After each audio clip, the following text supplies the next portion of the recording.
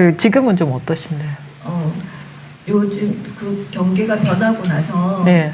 아, 이게 무심하구나라는 게 이렇게 와닿더라고요. 그래서 그게 저는 무심한 게 뭔지를 생각했는데, 그러니까 선생님 말씀에 의미가 떨어지구나. 그러니까 사실 호기심도 안 생겨. 무슨 말이 들려도 마음이 안 가더라고요. 그래서 이러면 안 되는데라는 또 생각이 나를 딱 돌아보게 또 되더라고요. 그러다가 이제 집안에 좀 일이 좀 생겼어요. 큰일들이 생겼는데 뭐 한 5, 60년 된 이제 집안에 어떤 패턴들이 확 일어나니까 그래도 처음에는 안 움직이고 무심하다가 한 보름 넘어가니까 하루에 한 번씩 계속 이렇게 부모님이랑 전화하고 남동생이 이제 거의 자살하겠다고 얘기를 했는데, 근데도 옛날 같았으면 당장 뛰어가고 큰일 났다 어떡하지 이런 생각이 들었는데 네.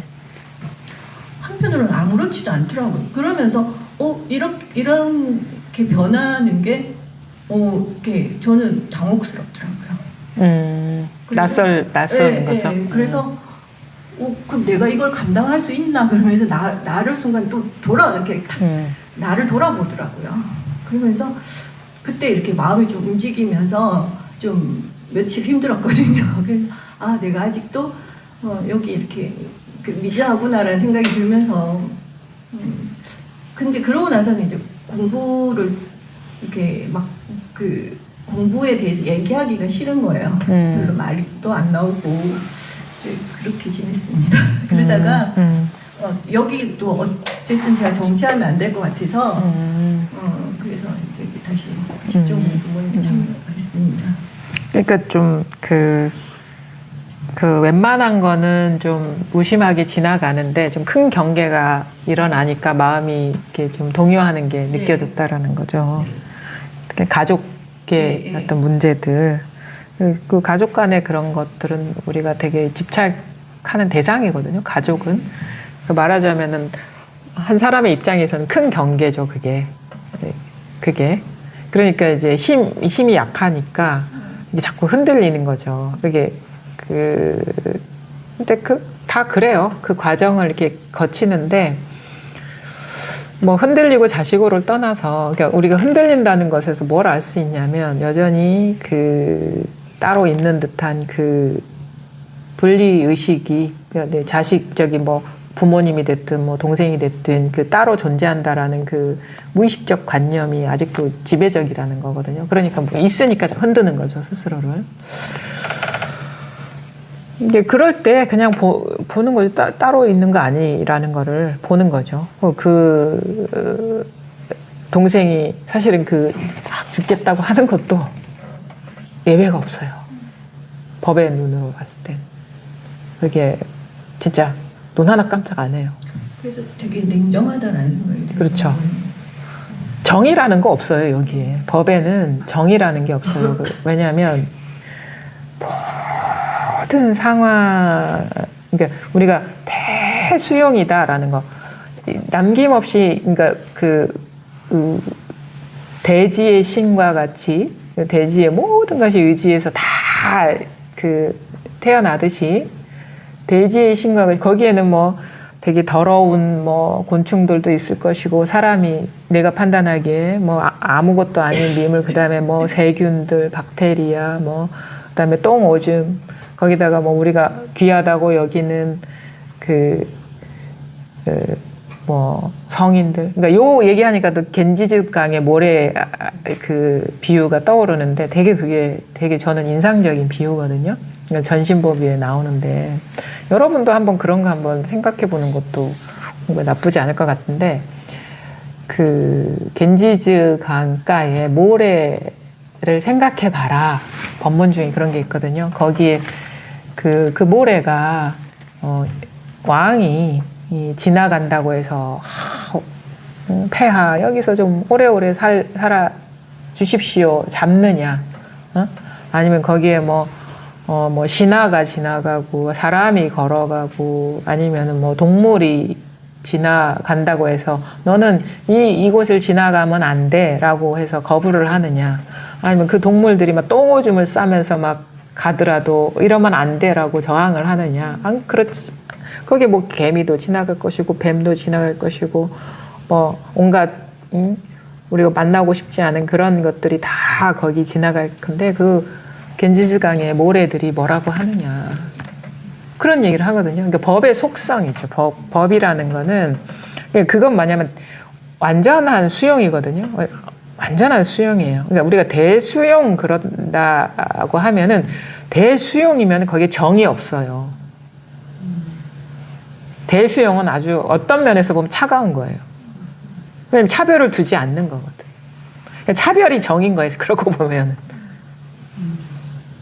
인정이라는 건 사실 차별인 거예요. 그렇잖아요. 그 인간을 뛰어넘는 거라는 건 차별을 뛰어넘는 거예요. 그러니까 평등성이라는 건 정이라는 게 없는 거예요. 무차별적인 평등이기 때문에 대수용이 평등이거든. 정 없어요. 그 공부를 하는 거예요. 그래서 이 자기가 수십 년 동안 익숙했던 이 패턴, 그 자기 정체성을 사람으로서 살아왔던 사람은요, 그 정이 없으면 저는 사람도 아니다 이러잖아요. 사람의 특성은 정이잖아요. 저거는 사람도 아니다. 막 이렇게 얘기를 하는 게 다 정이잖아요, 정. 그렇잖아요. 그게 어떤 공부냐, 이게. 감이 오시죠. 근데 원래 우리의 본성은 그렇다라는 거예요. 원래 본성은. 거기에서 이제, 그리고 공부도 왜, 법은 원래 그 오고감이 없는데 자꾸 사람이 미혹했다 깨어났다 한다라는 그런 식의 표현들을 한데, 그러니까 그거는 이제 사람의 입장에서 그런 거고, 사실 자기는 사람이 아니죠. 우리가 본래 면목이라는 건 사람이 아니에요, 그거는. 사람을 뛰어넘은 거죠. 사람도 여기서 일어난 상이죠. 그래서 제가 감당할 수 있겠습니까? 이렇게 얘기하는 게 그런 식의 어떤 그 질적인 전환인 거죠. 내적인 전환. 자기 정체성이 달라진다는 거. 그래서 그런 식의 감정이 들 수가 있다. 느낌이 들 수가 있다. 그럼에도 불구하고 그냥 법이니까. 진실이 그러하니까. 이거 공부는 그렇게 공부를 하실 거죠. 그렇죠? 공부해야 되잖아. 생사를 극복한다는 건 사람의 심성으로는 극복할 수가 없어요. 사람이면 그 극복 못해요. 사람이 죽는 일을 어떻게 극복할 수 있겠어요? 근데 자기가 사람이 아니었을 때 그게 사람조차도 여기에 일이었을 때 사람의 일이 크게 문제가 안 되는 거겠죠.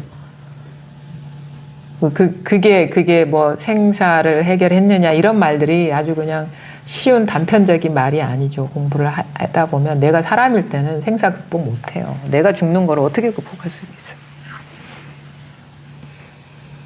그런 면에서 우리가 그 선사들이 말하는 정식에서 해탈하는 거다라는 게 그것도 사람이 어떤 틀에서 벗어나는 거다 우리가. 너무 자기가 사람이라는 그런 거에 사로잡혀 있죠, 사실. 생각인데. 내가 사람이다라는 거, 이 몸을 가진 사람이다라는 거, 이거 갇혀 있잖아요. 그래서 생각인데, 상인데. 본인이 상이 아니라, 그냥 깨어 있습니다. 라는 건 이거 사람 아니거든요, 이거. 사람 아니거든요. 사람을 벗어난 거죠. 사람의 마음은요, 종재기만도 못해요, 이게. 이렇게 무한이 될 수가 없다고. 종지만도 못해, 사람의 마음은. 원래 그래요. 자기를 그렇게 한정지었을 때는. 근데 우리는 그게 아니다. 이 마음은 대해와 끝이 없다, 이거죠. 그 길에 들어선 겁니다, 여러분. 어마어마한 길에 들어서신 거예요. 그러니까 뭐 죽었다, 죽어야지 살아난다. 내가 사람이라는 의식, 내가, 그러니까 사람은 죽고, 법만 있는 거예요, 사실은. 그게 뭐, 몸을 바꾼다? 이렇게 표현하죠. 몸을 바꾼다. 몸 바꾸는 일 하고 있는 거야. 사실 몸은 진짜 몸은 이거예요. 근데 착각하고 있었지. 얼마나 이게 어마어마한 일입니까? 처음에 요거 체험하면 이거 아무것도 아닌데 이게 온 우주를 집어삼켜 버려야 된다고 이게. 그러니까 이게 시작이죠. 그래서 이게 시작이다. 근데 모든 게 이것이 되면 온 우주가 여기 다 들어와 버리겠죠. 그렇죠? 이게 아주 작은 일 같지만 이 세상을 뭐 그 변화시키는 그 어떠한 그 개혁보다도 어마어마한 일이죠. 천지개벽이 천지개벽. 천지개벽하는 거죠.